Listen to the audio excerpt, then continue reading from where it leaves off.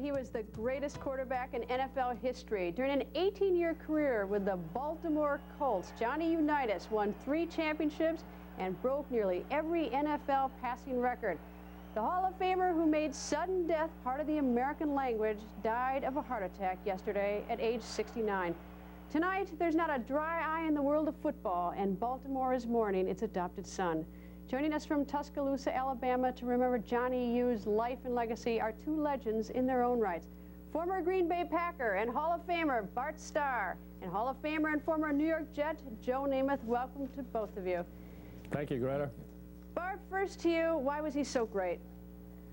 He was a fierce competitor. He was an outstanding passer, great leader.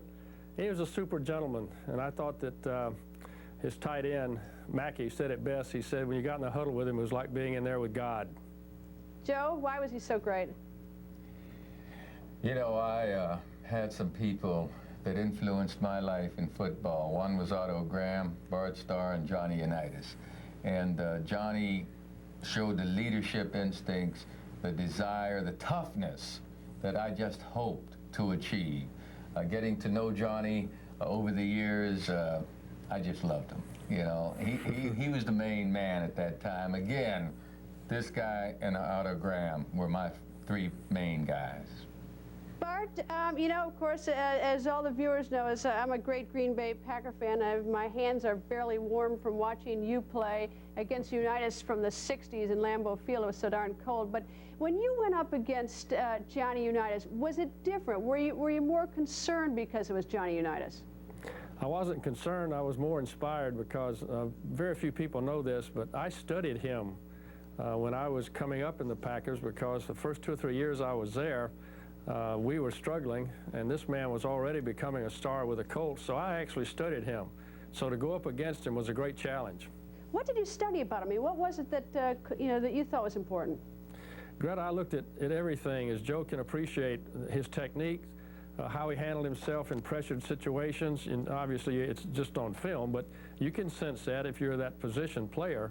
And I just tried to see all that I could about him, was what was energizing this man and enabling him to be the competitor. And Joe said it well, this guy was unbelievable. Well, Sam Huff had something to say about Johnny Unitas, and of course Sam Huff is a Hall of Famer linebacker, and let me read to you what he had to say about him. He said he couldn't throw a screen pass like Y.A. Tittle, he couldn't run like Fran Tarkenton, he couldn't throw like Sonny Jurgensen. He was a sickly looking guy. But John, he was the general. He was absolutely awesome under pressure. Joe, I mean, to look at him physically, I mean, even in his best days, he wasn't that big a guy. He didn't look that tough. But he was that tough. His teammates knew it because of his leadership and the way he conducted himself out there. Johnny also called his own plays. He was very unpredictable. To me, he was a leader. Again, from when I was a little kid, man, back in Pennsylvania, I watched Johnny Unitas. We had a guy from my hometown named Jim Mutchler who played tight end for the Colts, so I was a Colts fan. And when I started watching Johnny Unitas, I just was so inspired by him. I ended up wearing number 19 in high school, nicknamed Joey U, because of Unitas. I wanted to do everything like Johnny. And when we got to play the Baltimore Colts in the Super Bowl, it was like a dream come true. And when I met Johnny Unitas personally, I was, you know, it was like the ultimate to me, meeting my idol.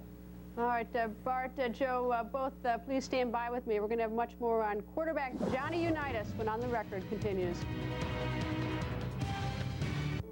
It's Surprise Saturday. I'm Tony Snow, live from Fox News' D.C. Bureau. Explosive interviews with top newsmakers and inside info slicing through Beltway buzz. We ask fair and balanced questions and demand straight answers. Weekend Live with Tony Snow starting at 12 noon Eastern. Hi, I'm Edie Hill. Tomorrow on Fox & Friends, President Bush making his Iraq pitch to the UN. Did he win them over, or do we go it alone? We'll break down at 6 a.m. We're back with more on the life and legacy of the late Johnny Unitas, the former Baltimore Colts icon who died Wednesday. Joining us again are 2 quarterbacks and Hall of Famers, former Green Bay Packer Bart Starr and former New York Jet Joe Namath. Bart, my husband, who's from Baltimore, is still screaming about a Don Chandler kick from the 60s that he claims wasn't any good. He's probably furious about this question. But let me ask you, when Johnny Unitas got started, his first game, his debut, he threw a pass, intercepted, run back 63 yards. The next 2 carries, he fumbled. Tough beginning. How did he get the stamina to keep going? I think it comes from inside, and it's also an attitudinal thing. And John, if anyone ever had a great attitude, it was this guy. Joe was talking about him earlier, and I think that was one of the things that I came to appreciate as I got to know the guy, Pro Bowls and other times like that. His attitude was outstanding, and I've always believed that the greatest form of leadership is through example, and that's the way he led. Joe, in 1969, you played a championship game against Johnny Unitas, and it was expected that the Jets were going to get clobbered. Things didn't turn out that way. You won that game. Did you ever talk to Johnny Unitas about that game? Yes, but not much about that game. But I want to tell you something. We were ahead in that game, and Johnny, you came on the field. You see, he was hurt a good part of that season. And when Johnny came into that game, even though we were ahead, I promised you, I looked up at that clock and I said, please, God, run that clock. I never asked the good Lord for us to come out ahead or things like that. But when Johnny Unitas stepped on the field, any defense that played against him, any team that played against him knew that he was able to lead that team back. And you were a little bit on edge, or a lot on edge, because Johnny was on the field. The man was wonderful. Where he got his attitude, I believe, it came from home, and Johnny was just one of the toughest competitors, toughest guys, most determined guys that I've ever met. And the Baltimore fans were not particularly pleased with the Colt management when they, in about 1973, sent him off to San Diego. Huge disappointment, of course, for the Baltimore fans. He was also injured, and those injuries bothered him until the day he died. Wasn't he, Joe? Horrible injuries he suffered from.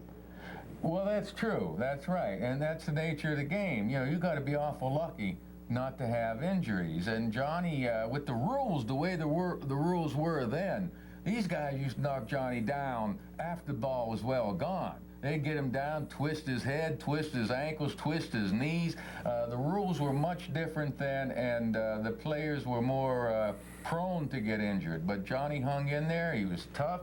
Can you imagine a guy throwing touchdown passes in 47 straight games? You don't even get quarterbacks or players that can play 47 straight games. Unless you're Brett Favre. Right. Bart, that's right. That's a good example there, Brett Favre. Bart, in the 30 seconds we have left, did you talk to him during the games when you were playing against him? No, I didn't. I didn't have any conversations during the game, but when the game was over, we always had some nice discussion. It was a great joy to get to know him over the years, because you said it when you came on, he is and was an icon. And indeed he was, but I got to tell both of you, you're both icons too, and the viewers love seeing both of you. Bart, Joe, thank you very much. Thank you. And thank you for being with us tonight. Please send your comments to On the Record.